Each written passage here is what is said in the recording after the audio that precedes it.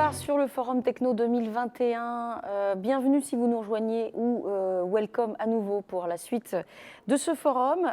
N'oubliez pas cet après-midi d'aller parcourir tous les espaces virtuels, certes, mais il y a beaucoup de choses dans les espaces virtuels, que ce soit les ateliers, les stands, Café Connect pour échanger tous ensemble. Et puis le livre d'or, on me dit dans mon oreillette qu'il faut aller poster une petite vidéo, un petit selfie, un petit message bienveillant. Ce sera rediffusé sur tout l'intranet d'ICDC pour revisiter un petit peu, se revivre ces moments-là. Donc n'hésitez pas, c'est un petit défi pour vous. Jouez le jeu, allez sur le livre d'or digital et comme ça on pourra tous évidemment se reconnaître. C'est le temps fort de cet après-midi. On va parler cybersécurité dans un instant. Les cybermenaces se font de plus en plus nombreuses. Elles sont très sophistiquées. Aujourd'hui, c'est évidemment pas nouveau, mais on avait envie cette année sur ICDC de faire le point sur ce grand défi qu'est la sécurité informatique. Et on va démarrer tout de suite par la présentation de tous les intervenants autour de cette table ronde. On va commencer par vous, Christophe Cavreau. Bonjour Christophe. Bonjour, je peux enlever mon masque? Vous pouvez enlever le masque maintenant, voilà, on peut, Merci. En respectant les distances évidemment. Vous êtes directeur de la sécurité globale chez ICDC, bienvenue à vous. Merci. À votre droite, nous accueillons Arnaud Martin. Bonjour Arnaud. Bonjour à tous. Pareil, le masque, voilà, se démasque. Directeur de la cybersécurité groupe Caisse des dépôts. Tout à également. Donc vous connaissez bien le sujet, vous aussi, de la cybersécurité. Et puis à ma droite, en présentiel, François Desruty. Bonjour François. Bonjour. Le masque, voilà, ça y est, tout le monde se dévoile. Sous-directeur des opérations à l'ANSSI. L'ANSSI, on connaît un peu l'acronyme, on va le redire, c'est l'Agence nationale de sécurité des systèmes d'information. Voilà, donc vraiment l'organe qui pilote au global les enjeux de sécurité. Et puis on a aussi, les intervenants ne sont pas 3 mais 5, à distance Jérôme Billois, vous êtes partenaire au sein de la practice cybersécurité et confiance. Bonjour Jérôme, si on peut se connecter ensemble, est-ce que vous m'entendez? Je vous entends très bien, bonjour Super, à tous. Bonjour Jérôme.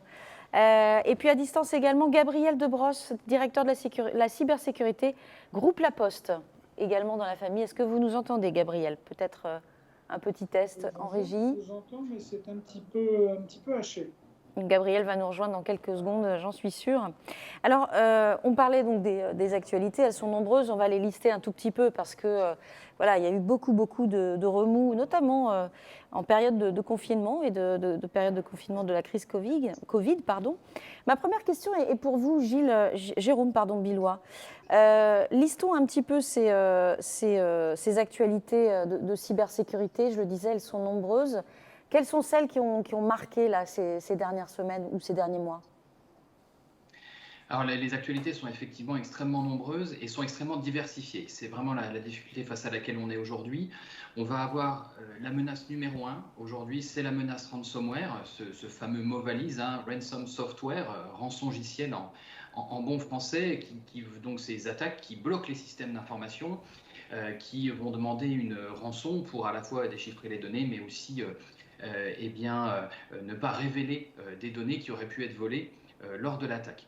Et c'est finalement un peu l'actualité numéro 1, et ce qu'on voit, c'est qu'elle touche tous les secteurs, que ce soit le secteur public, on a vu les hôpitaux, on a vu les mairies, on a vu plein d'institutions, que ce soit le secteur privé. Effectivement, très récemment, on a eu le pipeline Colonial aux États-Unis. Vous en avez certainement entendu parler, mais on a vu que même des infrastructures critiques qui font tourner le monde physique pouvaient être touchées par ce type d'attaque. Donc ça, c'est vraiment, je dirais, aujourd'hui le volume majeur qu'on voit est l'actualité numéro 1, mais ça ne doit pas quand même faire oublier qu'il y a des attaques plus pointues, plus précises, souvent issues de services de renseignement ou de groupes liés à des États. Et on se souvient de l'attaque SolarWinds qui a touché en majorité les États-Unis en fin d'année dernière. Une attaque très pointue qui visait à piéger un logiciel pour pouvoir atteindre finalement sa cible finale. Donc on est sur des attaquants qui sont capables de réfléchir à des scénarios par rebond, ce qu'on voit aujourd'hui de plus en plus. Donc voilà, les attaques se multiplient, elles se diversifient et elles sont de plus en plus pointues. Exactement, vous le disiez justement, c'est un point important, on n'est plus seulement sur des attaques je dirais, qui attaquent les entreprises, sur des cyberattaques d'entreprises, mais aussi sur maintenant des institutions, avec des données notamment de santé publique. Vous avez évoqué les hôpitaux, mais aussi l'école. En France, on a été touché aussi par des attaques. Chez Alancy, comment vous percevez ce contexte aujourd'hui, des attaques qui se répètent et qui concernent maintenant tout le monde ? Alors nous, on considère que maintenant les gens parlent plus de ces attaques-là et les voient plus, parce Ouais. qu'il y a aussi un phénomène, la presse s'est spécialisée, le sujet, la maturité de l'écosystème a grandi, donc du coup, les gens prennent conscience de ce risque numérique.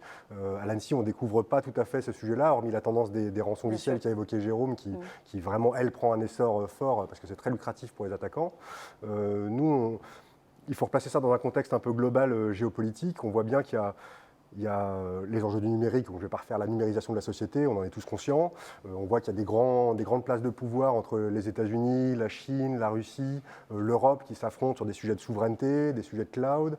Le télétravail, le confinement a mis beaucoup de gens à distance et a élevé la surface d'exposition de chaque citoyen et de chaque personne. Et ça, c'est des portes d'entrée multiples pour les attaquants. Et comme le disait Jérôme, on voit toujours, nous, des sujets d'espionnage très importants. Le SolarWinds en est un bon exemple pour de grosses institutions américaines. Mais on voit aussi ces attaques par chaîne d'approvisionnement, par supply chain. Aujourd'hui, attaquer un acteur majeur, une société d'importance, un opérateur d'importance vitale en direct, c'est difficile. Du coup, on passe par ses prestataires, on passe par des rebonds, on passe par celui qui fait la cantine, celui qui opère la sécurité, celui qui livre tout un tas de choses à l'intérieur de la société. Et ça, c'est des vecteurs d'entrée numérique, puisque les systèmes sont connectés, qui permettent d'atteindre une cible finale qui est un opérateur d'importance vitale. C'est ça, donc en fait, il y a comme, si on schématise, ce sont des maillons faibles. Exactement. Par lesquels aujourd'hui on passe, quand je dis on, les cyberattaquants, J'en doute bien. pour aller En fait, taper à l'objectif. Il faut voir ça comme l'attaque, c'est facile. Vous devez rentrer dans une maison par n'importe quel trou. Le trou de serrure, la cave, peu importe. La défense, il faut fermer toutes les portes, toutes les fenêtres en permanence. Donc c'est extrêmement asymétrique, extrêmement déséquilibré. Et les attaquants en profitent aujourd'hui. Et en plus, on voit aujourd'hui que tous les jeunes... Trouver une attaque sur Internet disponible, payer quelques centaines d'euros pour conduire une attaque, trouver des outils, tout ça c'est devenu extrêmement facile sur Internet. Donc même sans compétences spécialisées, sans être un grand État avec une grande puissance ou des grands moyens, on peut conduire une attaque assez facilement avec des dommages très importants.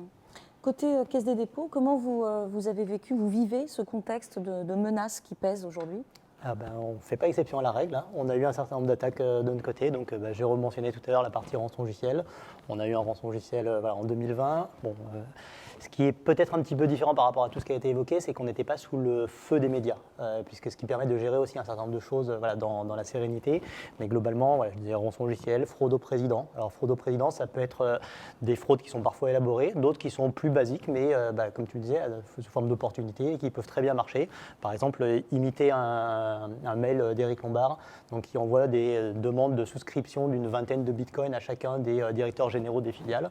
Ça paraît peu comme ça, une vingtaine de filiales, 20 bitcoins, 400, 50 000 euros le bitcoin. Vous faites le calcul et on arrive de suite sur des millions d'euros. Ce qu'on voit aussi, c'est qu'au-delà de ces attaques globales, on avait aussi une recrudescence sur un certain nombre de plateformes, et notamment des plateformes grand public. Donc, depuis 18 mois, on a lancé Mon Compte Formation. Et Mon Compte Formation, donc, il y a déjà eu un certain nombre de communications qui ont été faites pour éviter justement des arnaques qui sont faites pour utiliser des droits à la formation de l'ensemble de nos concitoyens en usurpant leur identité, avec parfois la complicité de certains organismes de formation. Et donc là, on mène un certain nombre de travaux qui sont des travaux, alors non pas avec l'ANSSI, mais avec la partie cybermalveillance, parce qu'on est davantage sur la partie grand public, mais vraiment des communications préventives, des actions en termes de takedown de plateformes qui utilisent Mon Compte Formation ou qui usurpent l'identité de Mon Compte Formation. On rehausse aussi les niveaux d'authentification pour faire en sorte que ce genre d'arnaque ne se passe pas. Et quelque part, on déporte aussi, on utilise un certain nombre d'actifs de l'État français, typiquement l'authentification renforcée côté France Connect, ce qui nous permet justement de fermer au fur et à mesure chacune des portes qu'il peut y avoir sur nos infrastructures. On imagine qu'il y a beaucoup de coordination parce que les filiales sont nombreuses, donc comment se passe ce travail de coordination ? C'est vraiment le maître mot qui est de dire jusqu'où on va en termes de coordination, qu'est-ce qui est de l'activité régalienne d'un groupe, puisque la Caisse des dépôts c'est un groupe de groupes, donc tout ce qui est normatif, tout ce qui est identification des risques, tout ce qui est plan de contrôle, bien évidemment, là on est sur la partie régalienne du travail, et après on fonctionne en réseau. Donc fonctionner en réseau, ça veut dire aussi faire confiance à chacune des filiales, éventuellement leur apporter de l'assistance. Donc je pense qu'on en parlera tout à l'heure, mais on a un réseau en termes de CERT, donc qui sont des équipes clés en termes d'expertise qu'on se partage à la fois au niveau du groupe La Poste et au niveau de la Caisse des dépôts.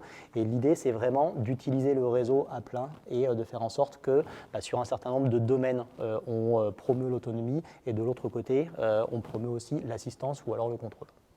Du côté d'ICDC, j'imagine qu'on prend le sujet très au sérieux, évidemment. Alors, effectivement, on a pris le sujet au sérieux. L'année dernière, François l'a rappelé, on a vu une augmentation forte des attaques avec le premier confinement, donc à peu près 30% d'attaques en plus.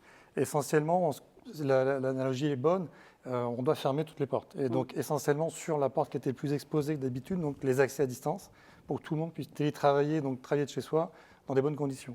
Donc, on a vu beaucoup d'attaques sur les accès distants. Et on a vu également beaucoup d'attaques sur la messagerie, donc avec ce qu'on appelle le phishing.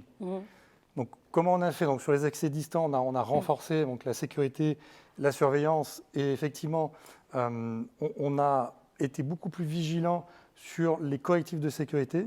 Parce qu'en fait, les attaques sont sophistiquées, mais en général, la grande partie des attaques utilisent finalement des vulnérabilités qui sont présentes. Et donc, on a beaucoup travaillé sur la mise en place des correctifs de sécurité, et y compris pendant le confinement. Donc ça, c'était un peu nouveau. On n'a pas attendu que tout le monde revienne sur site pour corriger les vulnérabilités qui se trouvent sur le poste de travail, parce que tous les mois, il y a des vulnérabilités qui sortent. Donc on a continué de corriger nos postes de travail, nos accès distants, à distance. Donc on a pris des mesures assez fortes, on a beaucoup communiqué sur ce qu'on était en train de faire, justement pour que les gens comprennent l'intérêt d'avoir une petite gêne éventuellement, mais il fallait qu'on maintienne nos systèmes à distance, à jour, et avec le meilleur niveau de sécurité. Et le deuxième point, c'est sur le phishing. Donc là, on a vu une augmentation du phishing au début qui surfait sur la vague du Covid. Après, ça s'est neutralisé, mais globalement, ce qu'on a fait, on a également beaucoup travaillé sur la communication en interne, sur voilà, faites attention, vous allez recevoir des mails non sollicités qu'on n'arrive pas à arrêter en amont.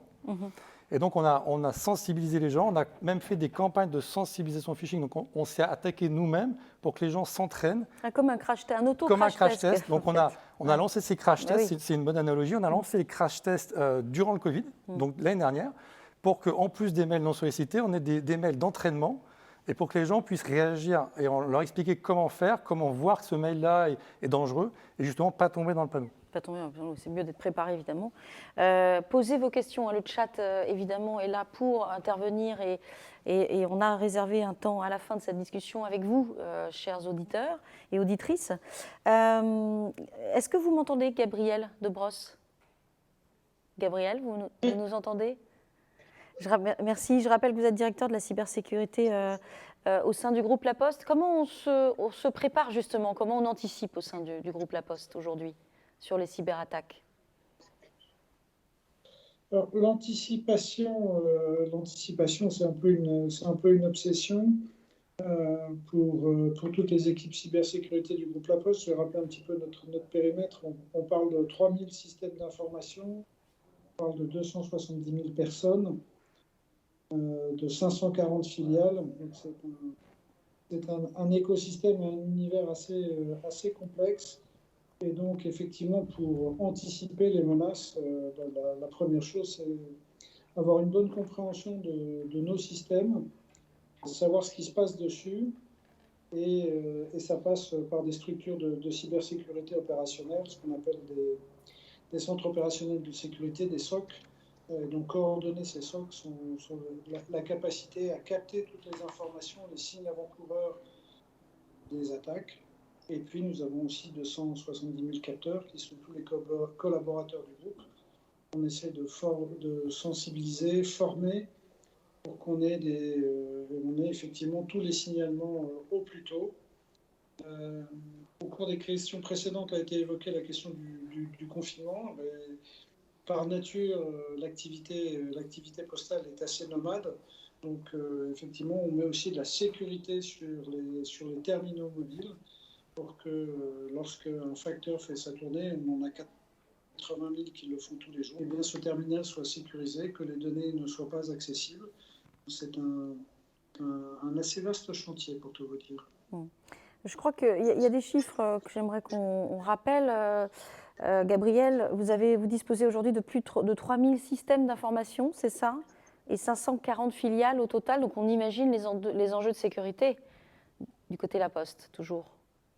Eh bien, on essaie de s'organiser, donc effectivement, il y a toute une chaîne de correspondants de la sécurité des systèmes d'information qui, chacun sur leur périmètre, sont compétents pour mettre en œuvre les règles de la politique de sécurité des systèmes d'information du groupe et capter ces informations, travailler avec les DSI, puisque effectivement, tout cet écosystème, c'est aussi beaucoup de DSI et ils sont souvent les premiers acteurs de la sécurité opérationnelle en maintenant leur système à jour, en corrigeant les vulnérabilités. Donc c'est un métier essentiellement de coordination et de traitement rapide des informations.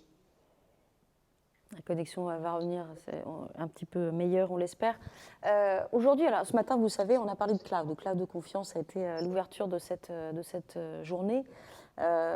L'économie se cloudise, si je puis me permettre. On vit une époque où les assets, les actifs d'entreprise notamment se digitalisent. Est-ce que ce n'est pas un facteur de vulnérabilité aujourd'hui par rapport à ce sujet, ces attaques de plus en plus nombreuses? Qui veut répondre à cette première question? Je vous en prie. Tout d'abord, le cloud, ce n'est pas une mauvaise chose. Donc, on va y aller, il faut y aller. Ouais. La question, c'est comment on y va. Aller dans le cloud, ce n'est pas forcément une baisse de sécurité. La question, c'est qu'est-ce qu'on y met, qu'est-ce qu'on n'y met pas.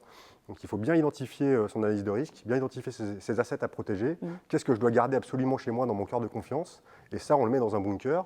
Et ensuite, sur le reste, on peut faire pas mal de choses sur le cloud. Alors, il y a tout un tas de recommandations à appliquer et de l'hygiène, mais c'est la même hygiène qu'on a sur son propre réseau informatique, sauf qu'on la délègue à quelqu'un. Donc, il faut s'assurer qu'il la prenne en compte.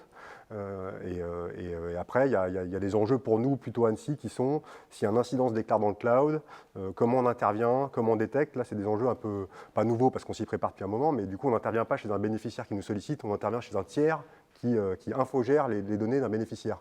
Et pour nous, voilà, c'est un paradoxe, enfin, c'est un changement en tout cas de posture et de portage et de point de contact. Donc nous, on a des vrais enjeux là-dessus sur comment on intervient en termes de réponse à incident dans le cloud. Et on travaille déjà là-dessus avec les plus grands acteurs français, mais aussi étrangers, pour avoir les outils, avoir les méthodes, comprendre, tester, pour être prêt à intervenir le cas échéant. Donc, en tout cas, ce n'est pas un problème. Est-ce que ma question est bonne sur relier les enjeux du cloud à la sécurité au global? Alors, on peut relier les deux, parce que comme disait François, quelque part, on est dans un changement de paradigme. Oui. Avant, on protégeait nos data centers avec beaucoup de sécurité périmétrique. Là, on est dans une logique un petit peu différente. Il y a certes de la sécurité périmétrique au niveau du cloud, mais on va aller de plus en plus vers de la sécurité native, agnostique, entre guillemets, en termes du réseau qui est autour. Donc ça, c'est un premier point et comme tu le mentionnais, si on n'est pas bon à protéger sa maison, on ne sera pas bon à protéger sa maison dans le cloud. Après, ce n'est pas parce qu'on était bon à protéger sa propre maison, donc ses propres data centers, qu'on est forcément bon dans le cloud. Il y a un changement de paradigme, un changement de vision. Il faut aussi bien comprendre quels sont les rôles et responsabilités de chacun. Tous les cloud providers sont très très bons en sécurité. Ils sont capables de très très bien protéger leur data center d'attaques très volumétriques. On voit par exemple en France les attaques DDoS les plus importantes, c'est chez OVH, c'est pas chez un opérateur qu'on a vu le maximum en termes d'attaques. Donc ce qui veut dire qu'ils sont très très forts en termes de résilience sur cette partie-là. Par contre, ils vont protéger leurs actifs. Leurs actifs, c'est leur data center. Ils ne sont pas là pour protéger les données ou les applications des clients. Donc là, c'est vraiment à la charge du client final, donc en l'occurrence de la Caisse des dépôts, de la Poste, d'autres filiales type Transdev, etc., de s'assurer que l'ensemble des points névralgiques de l'analyse de risque sont bien pris en compte lorsque l'on construit et lorsqu'on décide d'outsourcer un certain nombre d'applications dans le cloud. Peut-être dernier point qui est aussi un petit peu en rupture, c'est que tu le disais, le cloud, ça peut être aussi une opportunité. Parce que si on a un de nos data centers qui subit un blocage global, quelle que soit la raison du blocage, on peut avoir la possibilité aussi de redémarrer un certain nombre de choses en termes de cyber-résilience, d'avoir un certain nombre d'actifs qui sont critiques, qui se trouvent ailleurs. Donc typiquement, imaginez votre annuaire d'entreprise, votre Active Directory ne fonctionne plus du tout, vos mails ne fonctionnent plus du tout en termes d'interconnexion. On peut toujours avoir la possibilité de communiquer, d'avoir un certain nombre de data rooms externes qui sont totalement indépendants du système informatique qui, lui, peut être totalement bloqué. Donc il faut le voir, voilà, il faut le voir avec les deux facettes. Et ce qui est important, c'est avec lucidité de bien savoir ce qu'on met dans le cloud, ce qu'on n'y met pas, d'avoir cette réflexion, j'aurais tendance à dire en temps calme, de le faire valider aussi au plus haut de son top management pour que l'ensemble des risques et des opportunités soient bien compris et acceptés par l'exhaustivité de l'entreprise. Question pour vous, Jérôme Billois. Je rappelle que vous êtes partenaire au sein de la practice cybersécurité et confiance. Justement, parlons un petit peu de bonnes pratiques. Là, on parlait du cloud, pourquoi pas rebondir là-dessus, mais quelles sont vos pistes à vous? Comment vous accompagnez aujourd'hui sur les enjeux de cyberattaque, les conseils que vous donnez? Alors, je vois vraiment trois grands thèmes sur lesquels il faut vraiment se positionner. Le premier, c'est finalement se sentir concerné, qui que l'on soit. Parce qu'aujourd'hui, j'entends encore trop souvent des entreprises qui nous disent « Ah mais je suis petit » ou « Je ne suis pas connu » ou etc., etc. La réalité du terrain, l'année dernière, plus de 60% des attaques qu'on a gérées, c'était des attaques opportunistes où les cybercriminels ne visaient pas une marque, mais trouvaient quelqu'un qui avait une vulnérabilité technique. Et ensuite, rentraient sur le réseau, ils faisaient ce qu'ils avaient à faire, ils bloquaient tout, ils demandaient une rançon, etc. Mais le point d'entrée, c'est avant tout la vulnérabilité technique. Et ça, qui qu'on soit, quelle que soit la taille de son entreprise, on peut être victime. Le deuxième point qui est vraiment clé, c'est d'augmenter les capacités de détection. Ça a déjà été un petit peu évoqué, là, de les étendre dans le cloud, etc., etc. Deux chiffres à nouveau issus des retours qu'on a du terrain. C'est en moyenne aujourd'hui, une attaque rançongiciel, elle réussit en 29 jours contre des entreprises en France. Et le délai moyen de détection d'une cyberattaque en France aujourd'hui est plutôt de 94 jours. Donc vous voyez que la balance n'est pas du tout équilibrée. Donc là, il y a vraiment un enjeu à augmenter les capacités de détection. Et puis le troisième axe sur lequel je terminerai, c'est vraiment s'entraîner à gérer les crises. Sur les 60 incidents qu'on a gérés l'année dernière, et on voit bien qu'il y a toujours à peu près la même typologie de réaction.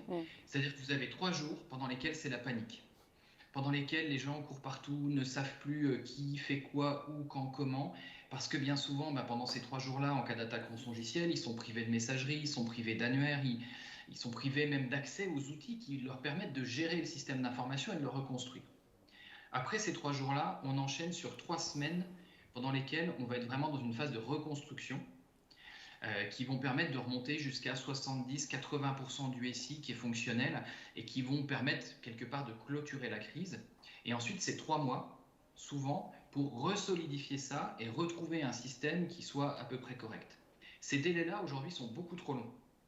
Et ils peuvent être compressés si on s'entraîne. Et ça, on le voit bien chez nos clients. Les 3 jours de panique, ça peut devenir une demi-journée, une journée d'organisation de la gestion de crise. Les 3 semaines de crise, on peut arriver à le condenser autour, de manière réaliste, de la dizaine de jours, 10-12 jours. Et pareil, les 3 mois peuvent aussi être très largement réduits.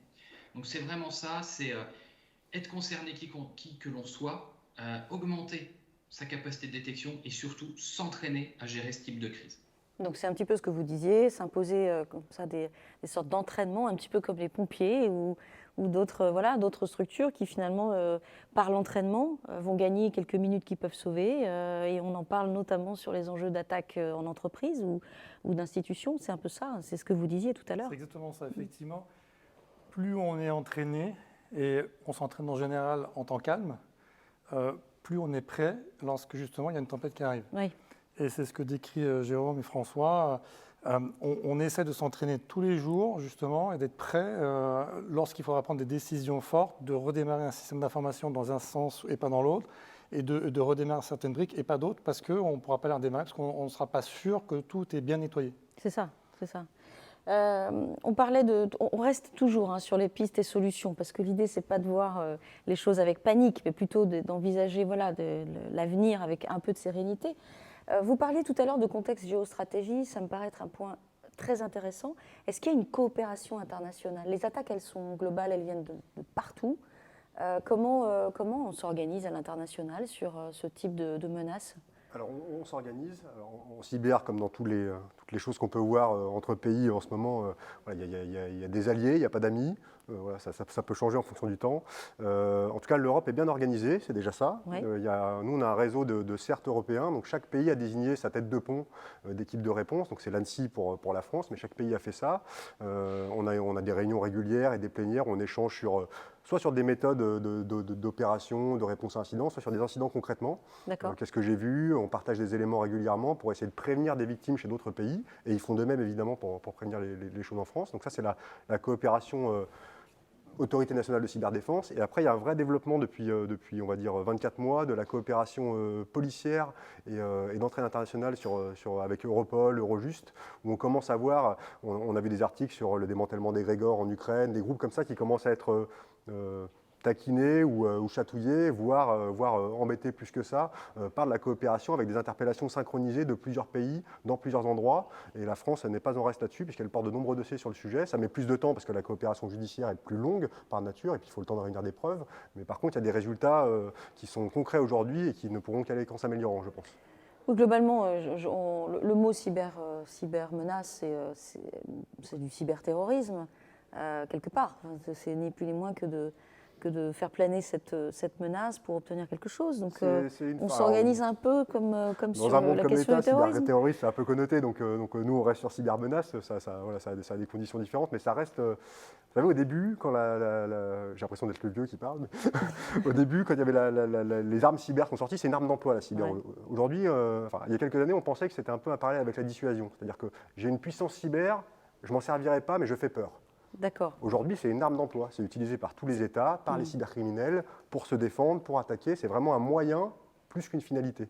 Donc, que ce soit pour récupérer de l'argent par les rançongiciels, que ce soit pour faire de la propagande, de la déstabilisation, quand on voit les attaques sur les ingérences sur les élections dans divers pays, ou que ce soit pour voler des secrets stratégiques dans des entreprises. Donc, c'est un moyen. Côté entreprise, à nouveau, Gabriel, côté La Poste, est-ce que, j'aurais envie de vous poser la même question sur la coopération, est-ce qu'avec vos homologues, vos équivalents, on va dire, européens, à minima, vous avez des échanges sur ces sujets-là? Vous essayez de vous parler? Alors, la communication et l'échange sont indispensables pour s'informer. La cyber, c'est trois choses, vous savez, c'est assez simple. C'est savoir ce qui se passe, c'est partager l'information et c'est réagir. Et on bénéficie heureusement de réseaux de partage d'informations. On peut penser au réseau des CERT. Donc CERT, c'est un acronyme anglo-saxon, c'est Computer Emergency Response Teams. Et donc ces réseaux d'intercert partagent des informations sur les vulnérabilités, sur les réponses à prendre en cas d'attaque, notamment sur des attaques systématiques, et le CERT-FR, qui est donc animé par l'ANSSI, a un rôle extrêmement important pour ces partages d'informations, et ça nous permet de comprendre ce qui se passe.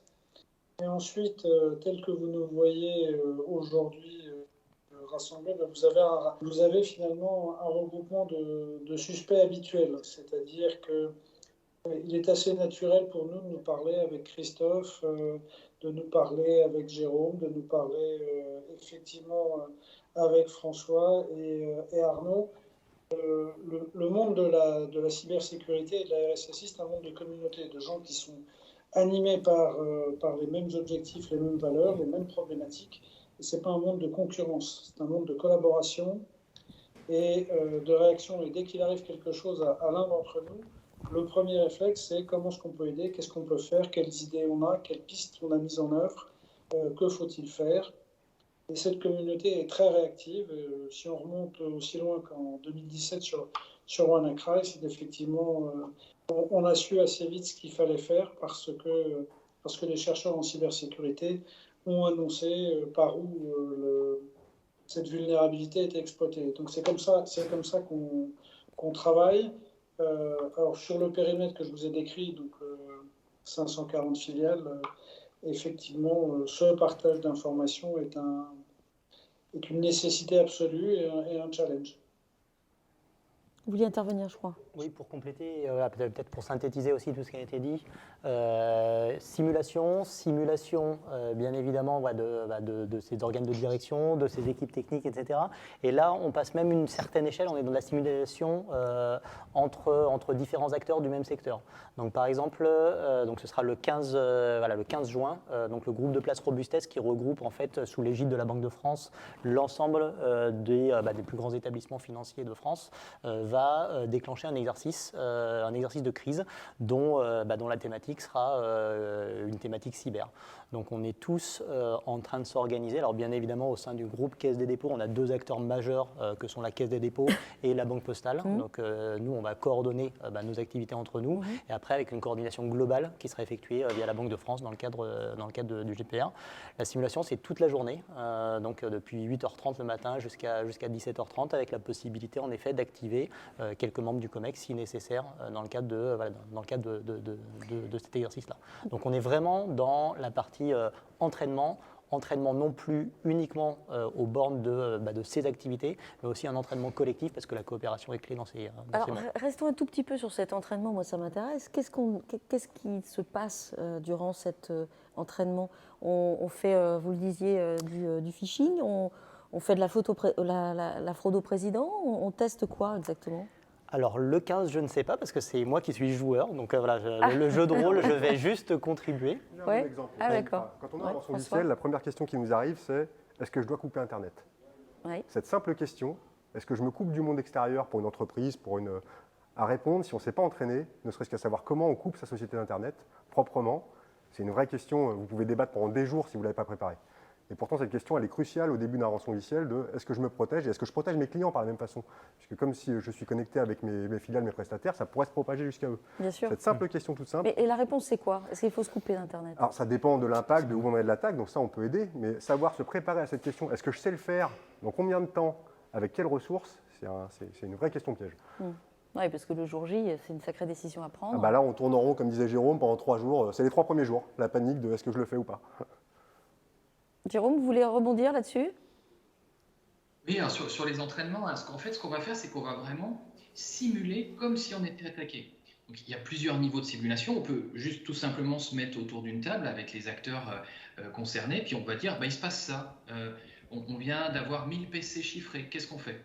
Ensuite, on apprend qu'il n'y en avait pas 1000, mais il y en a 5000, qu'est-ce qu'on fait? Après, il peut y avoir une deuxième étape dans l'entraînement, c'est vraiment de se mettre dans son vase clos et d'aller jusqu'à simuler techniquement ce qui se passe. On peut imaginer des exercices de crise où, si vous voulez, on va faire un copier-coller d'un certain nombre de serveurs, d'ordinateurs, et on va vraiment avoir des gens qui vont attaquer pour voir comment les équipes sont à même de détecter déjà qu'il y a une attaque et ensuite à même d'y répondre. Donc là, on va envoyer un vrai faux virus sur un vrai faux système pour vraiment tester les outils, tester les processus. Et parfois, alors quand on commence, on va être sur des exercices de 2-3 heures. Et puis après, on peut s'entraîner à gérer 1 jour, 2 jours de crise de ce type-là, en mobilisant des experts techniques, mais aussi en mobilisant les plus hautes fonctions de l'entreprise, parce qu'on sait qu'une crise cyber, oui, il y a de la technicité, oui, il faut de l'investigation numérique, mais il faut aussi gérer les impacts métiers. Qu'est-ce qui va s'arrêter? Combien de temps ça va être arrêté? Comment est-ce qu'on fait si les systèmes d'information sont arrêtés pour continuer à pouvoir travailler? Et puis évidemment, quelle posture on gère en termes de juridique, en termes de communication, en termes de RH. Pour vous donner un dernier chiffre, c'est la taille des cellules de crise qu'on a pu voir l'année dernière, c'est 50 personnes en moyenne. Donc c'est pour tout type d'entreprise. Par contre, pour des entreprises, je pense à l'échelle ou des organisations à l'échelle de la Caisse des dépôts, on a vu des équipes en réel pendant des crises qui mobilisent jusqu'à 200 personnes l'année dernière. Et donc, quand vous avez 200 personnes à synchroniser, à faire travailler simultanément et à faire manger et à faire dormir, parce qu'il ne faut pas oublier ça, parce qu'au bout de 2 jours, on est très fatigué si on ne dort pas, et ces crises durent 3 semaines, comme je l'évoquais, vous avez besoin de vous entraîner à gérer aussi toute cette logistique. C'est sûr. Oui, côté ICDC. Alors, en fait, il y a un point important, on en a parlé tout à l'heure. Donc, il y a le niveau européen avec les CERT, mais on a en France donc, un ensemble de CERT dans toutes les entreprises. Donc, Gabriel en a un peu parlé, c'est toutes ces cellules d'experts qui travaillent justement et qui échangent de l'information. Oui. Donc, le CERT Caisse des dépôts est en lien en permanence avec le CERT de la Poste. On travaille ensemble tous les jours. Également celui de l'ANSSI. Donc, ce qui n'existait pas il y a quelques années. Maintenant, on échange régulièrement, quasiment tous les jours, des informations sur des attaques en cours avec des éléments probants qu'on peut chercher dans notre système d'information, ce qu'on appelle un indice de compromission. Donc en fait, avant, on n'échangeait pas ces informations-là et maintenant, on les échange avec l'ANSSI, mais avec nos homologues du secteur financier.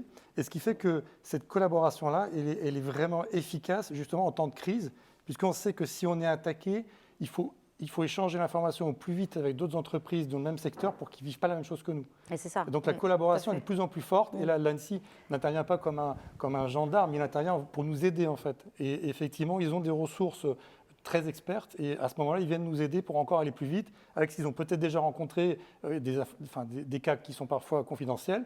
Et donc, on a cette expertise-là qui vient nous aider, collaborer avec nous. Éventuellement même, dans le groupe, on pourra avoir des gens qui viendraient nous aider en cas d'attaque. Intéressant cette approche. C'est presque de l'innovation. Avant qu'on prenne les questions de ceux qui nous écoutent, la sophistication des attaques, elle est réelle. Est-ce que c'est une découverte à chaque fois en se disant waouh, le niveau est là, ça on ne l'avait pas vu, quelque part c'est dangereux, c'est grave, ça fait du tort, il y a des impacts, mais quel niveau, je dirais, alors c'est l'innovation négative, hein, on est d'accord, mais quel niveau d'innovation, quel niveau de sophistication? Est-ce que l'enjeu n'est pas là aussi d'essayer là encore, d'anticiper sur les technologies qui vont permettre cette sophistication des attaques? Est-ce que ça ne se joue pas là, au-delà de la détection et de l'anticipation? Ça se joue en partie là, dans le sens où il y a un spectre des attaques, comme je l'évoquais, qui évolue vraiment, hein, qui sont de plus en plus difficiles à détecter. Il faut de plus en plus de ressources pour travailler sur les objets connectés, par exemple. Tout le monde en a, mais c'est très difficile de détecter des attaques dans vos caméras de surveillance, toutes ces choses-là qui sont tout un tas de petits ordinateurs répartis un peu partout. Ça, c'est difficile. Ouais. Donc il y a un volet SolarWinds, c'est très complexe en termes d'attaque. Enfin, le process des outils qu'ils ont déployés sont vraiment élevés. Et puis de l'autre côté, comme ça a été évoqué, il y a des vulnérabilités qui sont de l'hygiène, qui sont là partout, c'est mettre à jour, mettre à jour, mettre à jour. Alors je sais que je ressasse que ça tout le temps, mais mettre à jour, c'est déjà éliminer 90% des attaques. Il y a tout un tas d'entreprises, de collectivités qui ne sont pas des cibles naturelles des grands services ou des grandes puissances étrangères. Oui. On l'a vu sur des laboratoires d'analyse en région qui se sont fait attaquer. C'était assez étonnant d'ailleurs. Mais nous encore, quand on fait des recherches de vulnérabilité, comme Christophe l'a évoqué, on cherche, on publie, on alerte. On tombe sur des pharmacies, des garagistes, donc on passe par cybermalveillance pour nous aider à prévenir, on passe par les opérateurs qui nous aident aussi à prévenir via leur service commercial des victimes pour qu'on les informe avec des recommandations appliquées. Mais ça, c'est un terrain de jeu incroyable pour les attaquants qui peuvent se créer une infrastructure d'attaque énorme juste en exploitant des petites faiblesses ou des manques d'hygiène. Et après, les attaques sophistiquées, ça, c'est pour ça que l'ANSSI existe. Il faut un niveau de pédagogie et d'éducation sans doute renforcé, c'est certain. On va prendre vos questions sur le chat. Évidemment, il est toujours temps évidemment, de poser vos questions. Je vais prendre tout de suite la tablette avec les questions.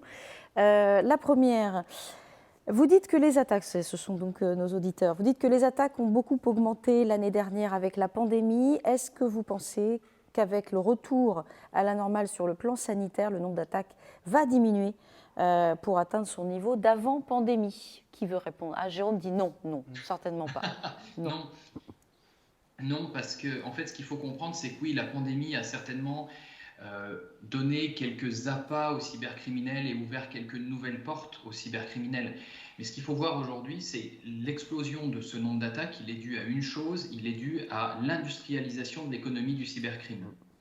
En fait, aujourd'hui, on est face à des groupes très organisés qui savent, je dirais, passer à l'échelle leurs attaques. Avant, vous aviez quelques experts qui faisaient les outils d'attaque et qui réalisaient l'attaque. Et puis un jour, ils se sont rendus compte que ça leur prenait beaucoup de temps et qu'il ferait mieux de faire une plateforme sur laquelle des cybercriminels moins expérimentés, finalement, les cybercriminels moins expérimentés vont pouvoir utiliser et ensuite ils vont se partager les gains. On est dans un modèle qui n'est pas loin de celui d'un Uber ou celui de l'Apple Store avec cette industrialisation. Et donc, c'est clairement pour moi ce qui fait qu'aujourd'hui, le nombre d'attaques augmente et que, malheureusement, il n'est pas près de réduire.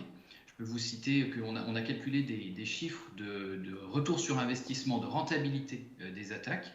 En particulier sur les attaques ransomware, on est sur des rentabilités entre 400 et 800% suivant les derniers scénarios. Et on voit que les groupes collectent des millions de dollars de rançon. Je peux vous citer le groupe Rio qui a créé en 2018 Pendant les 6 premiers mois, ils ont gagné 3 millions de rançons, ils ont collecté 3 millions de rançons. L'année d'après, ils sont passés à 60, et l'année dernière, ils ont collecté 150 millions de dollars de rançons. Donc, vous voyez, l'emballement qu'il y a et finalement l'argent qui permet aussi d'alimenter les futures attaques. Autre question, on lit dans la presse que les attaques commencent souvent avec du phishing. Pensez-vous que les utilisateurs soient bien formés, réagissent bien face à ces mails de phishing, en particulier à la Caisse des dépôts? Si c'est à la Caisse des dépôts, je vais prendre la réponse. Comme l'a dit Christophe, on a mis en place un certain nombre d'exercices de phishing. Les premiers résultats étaient, on va dire, perfectibles pour voir le côté positif des choses. En fait, on mesure, on a un scénario où on donne un certain nombre d'indices par rapport au mail pour montrer que ça n'est pas un vrai mail. On propose de cliquer sur un lien et une fois qu'on a cliqué sur ce lien, de rentrer un certain nombre de credentials. Et on mesure à chaque étape celui qui ouvre le mail, donc pour montrer que l'ouverture du mail est tout à fait normale, celui qui clique sur le lien alors qu'il y avait déjà un certain nombre d'indices, celui qui va renseigner ses credentials, donc ses données potentiellement d'authentification, et après celui qui pense quand même à alerter ses services opérationnels pour dire j'ai fait quelque chose qui n'était pas top, oui. Ou alors je suis tombé dans le piège, mais mon collègue ne va pas tomber dans le piège parce que j'aurais averti les équipes opérationnelles. Et fort de ces trois données, on a une note moyenne de l'exercice de phishing par direction. Et on s'est rendu compte qu'il faut continuer les entraînements. Donc on a décidé de pérenniser ces entraînements à hauteur de deux entraînements par année, en modifiant un certain nombre de stimuli et en changeant un certain nombre de modes opératoires. Oui, parce que, soyons clairs, peut-être l'avons-nous tous vécu un peu. On clique sur un mail, on a téléchargé un software pas tout à fait permis, surtout à la maison en télétravail.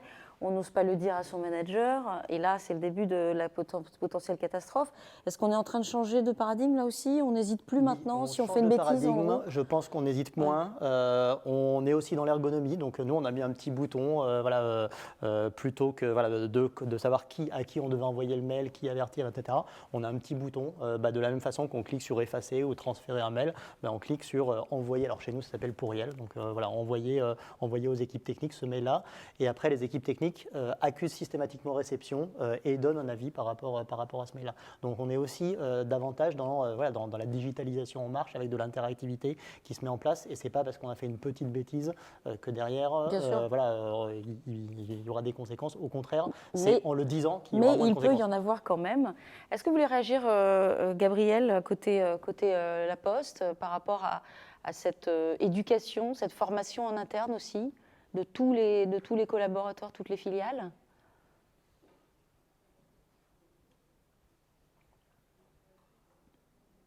On va essayer de remettre le son en marche, on ne vous entend pas.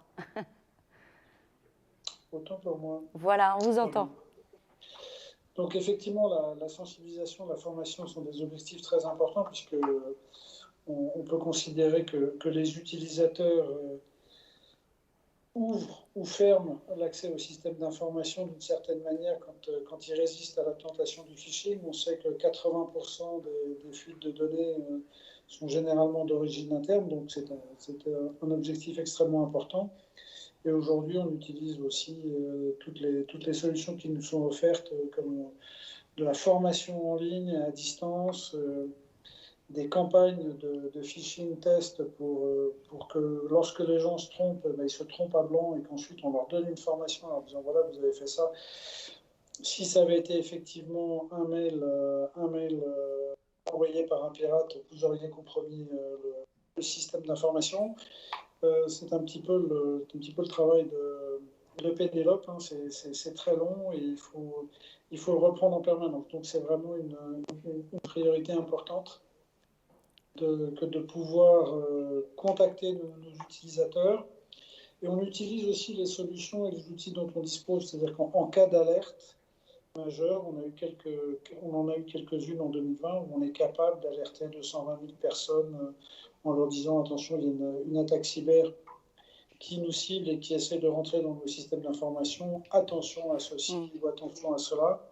On est capable de se protéger.